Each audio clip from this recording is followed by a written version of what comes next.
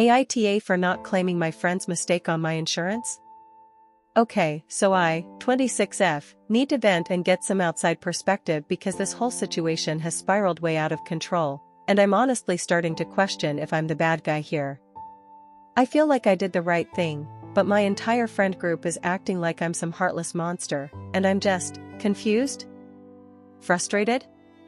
Both? Anyway, let me break this down, because it's a long story, and I want to make sure I'm laying it all out clearly. For context, I'm not perfect, and I know this sounds like one of those messy drama posts, but bear with me. So, I moved into this apartment building about a year ago after getting a decent job in marketing. It's one of those mid-tier buildings in a city, not super fancy, but it's got a rooftop deck with a nice view, which is honestly the main reason I picked it. My friend from college, let's call her Sarah, 26F, moved into the same building a few months after me. She's on the floor above mine, and we were pretty close back in school. Not like besties, but we'd hang out in the same friend group, go to parties together, that kind of thing. Sarah's one of those people who's super outgoing, always planning stuff, and kind of the glue of our friend group, which is like 6 or 7 of us who stayed in touch after college. I've always thought she was fun, but she can be a little intense. Like, she's the type to make a big deal out of small things, and she's not great at taking responsibility when stuff goes wrong. I didn't think much of it until this whole mess happened. Anyway, a few months ago, Sarah decided to throw a barbecue on the rooftop. She's hosted a bunch of these before, apparently, because she's always raving about how the rooftop is her spot and how she's got the whole setup down. I'd never gone to one of her barbecues before because I don't eat red meat, I'm not vegetarian, just not a fan. And honestly, I'm more of a low-key hangout person than a big party person. But Sarah made a group chat with me, her, and a bunch of our mutual friends, let's call them Mia, Jake, Emily, and a couple others, and she was super excited about this barbecue. She kept hyping it up like it was gonna be this epic summer kickoff. I figured, why not? It's literally in my building, so I can just pop up, hang out, and dip if it's not my vibe. I told Sarah I'd come but that I wouldn't be eating anything off the grill since, you know, burgers and hot dogs aren't my thing. She was like, no worries, just bring some snacks or something. So I brought a bag of chips, a bottle of soda, and some paper plates to contribute. I know it's not much, but I wasn't eating the main food, so I figured it was fine. The barbecue itself was fine. Like, it was a nice day, the rooftop was cool, and everyone was chilling. Sarah and Mia, who owns a portable grill, were in charge of cooking. They were grilling burgers, hot dogs, some veggies, the usual. I just munched on my chips, sipped my soda, and chatted with people. It wasn't some wild party, just a casual hangout with like 8 of us total. When the barbecue wound down, it was maybe 8 or 9 p.m., and we decided to go downstairs to Sarah's apartment to watch some reality TV. Sarah's obsessed with this one show about rich people yelling at each other, and honestly, it's kind of a guilty pleasure for me too, so I was down. Before we left the roof, I overheard Sarah and Mia talking about the grill. Mia was like, I'll just leave it up here to cool off, and I'll grab it tomorrow. Sarah nodded and said something like, yeah, that's fine, just don't forget it. I didn't think much of it because, like, it's their grill, their call. I wasn't involved in the cooking or cleanup, so I just grabbed my stuff and headed downstairs with everyone else. We watched a couple episodes, laughed at the drama, and then I was ready to crash. I live literally 1 floor down, so I said my goodbyes and went to my apartment to sleep. Nothing seemed out of the ordinary, and I didn't hear anything else about the grill or the roof that night. The next morning, I woke up to an email from our building management, and let me tell you, my stomach dropped. The email said there was a fire on the rooftop the previous night because someone had dumped hot coals into the trash can up there, and the wind apparently caused them to reignite. The fire wasn't huge, thank God, but it caused some damage to the rooftop deck, like scorched furniture, a melted trash can, and some minor structural stuff. The email was super stern, saying they were investigating and that residents would be held accountable for any damages. They also reminded us that the rooftop has cameras and requires key fobs to access, so they'd know who was up there. I was shocked. I immediately took a screenshot of the email and sent it to Sarah, like, "Yo, did you see this? What happened?" She didn't respond right away, but she put the screenshot in our group chat with everyone from the barbecue. That's when things got messy. Sarah and Mia started explaining in the group chat that after we all went downstairs, they decided not to leave the grill on the roof overnight. Apparently, Mia was worried about it getting stolen or something, so Sarah gave Mia her key fob to go back up to the roof and grab it. And here's the kicker, Mia, for whatever reason, thought it was a good idea to dump the hot coals into the trash can on the roof instead of, I don't know, letting them cool properly or taking them with her. Like, who does that?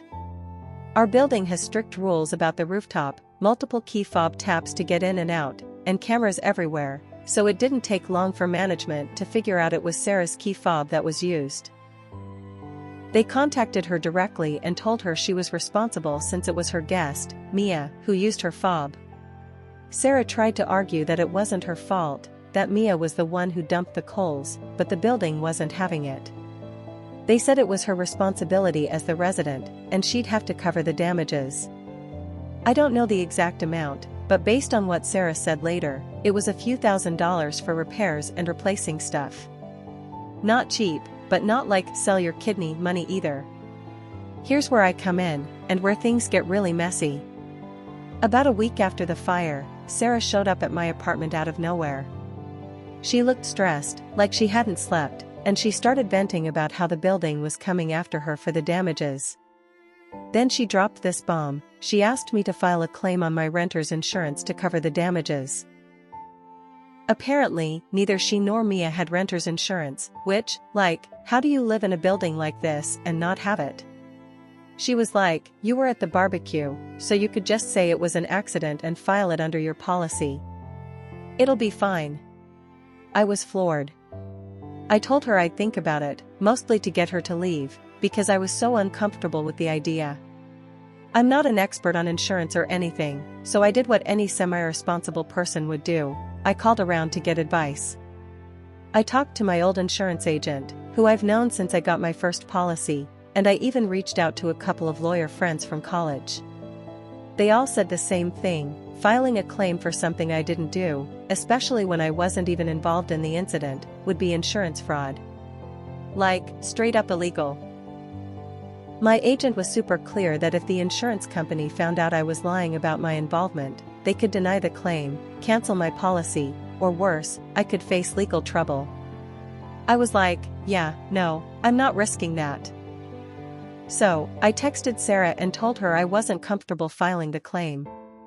I explained what I'd been told about it being fraud and said I didn't want to get involved. She didn't take it well. She responded with this long, passive-aggressive text about how she thought I was her friend and how she'd do it for me if the roles were reversed. I felt bad, but I held firm and just reiterated that I wasn't okay with lying to my insurance company. A week later, she came back to me again. This time, she was even more desperate, saying she might have to go bankrupt over the damages, which, from what I heard, wasn't true. The building was working out a payment plan with her. She kept pushing, saying things like, it's just a small claim, no one will care, and you're basically abandoning me when I need you. I was starting to feel like the worst person ever, but I still said no. I told her again that it was fraud and that I wasn't going to risk my own financial and legal situation for something I had no part in. I even suggested she talk to the building about spreading out the payments or getting Mia to chip in, since Mia was the one who actually dumped the coals. Sarah just got mad and stormed off. After that, things took a turn for the worse. Sarah started talking about me to our friend group, painting me as this selfish, disloyal friend who refused to help her in her time of need. I started noticing that Jake, Emily, and the others were being weirdly distant. I'd text the group chat about random stuff, like weekend plans, and get one-word replies or nothing at all. Then Emily sent me a private message saying that Sarah had told everyone I screwed her over by not filing the insurance claim. Apparently, Sarah's version of the story was that I was at the barbecue, so I was just as responsible as anyone else, and that I could have easily helped her out but chose not to because I'm stingy. I was livid. I barely even participated in the barbecue. I brought chips and didn't touch the grill. How am I responsible for Mia's dumb decision to dump hot coals in a trash can? I tried to set the record straight in the group chat, explaining that I was told it would be insurance fraud and that I wasn't even involved in the fire. But by then, Sarah had gotten to everyone, and they were already on her side. Jake, who I thought I was pretty close with, said I should have at least tried to file the claim to see if it would go through. Emily said I was being too rigid and that real friends step up in situations like this. Mia, of course, backed Sarah up and said I was making a big deal out of nothing. The only person who didn't seem totally against me was one other friend, but even they were like, I get why you didn't do it, but you could have handled it better. Now, it's been a couple of months, and my friend group has basically iced me out. They still hang out with Sarah, and I'm not invited anymore. I ran into Emily at a coffee shop last week, and she straight up told me that I need to apologize to Sarah and make it right if I want to be part of the group again. She said I need to work for their friendship because I betrayed Sarah by not helping her. I was so stunned I didn't even know how to respond. Like, apologize for what? For not committing fraud? For not risking my own financial stability for someone else's mistake? I'm not the one who started a fire. I've been overthinking this nonstop. On one hand, I get that Sarah was in a tough spot, and I feel bad that she's dealing with the fallout.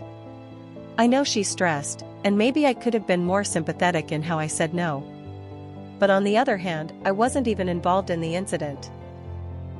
I didn't touch the grill, I didn't dump the coals, and I wasn't the one who gave Mia the key fob. Why should I put myself on the line for something I had no part in?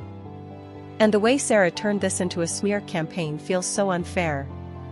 I'm starting to wonder if I'm missing something here. Like, am I being too selfish? Should I have tried to help her in some other way? I don't know. So, Reddit, aita for not claiming my friend's mistake on my insurance?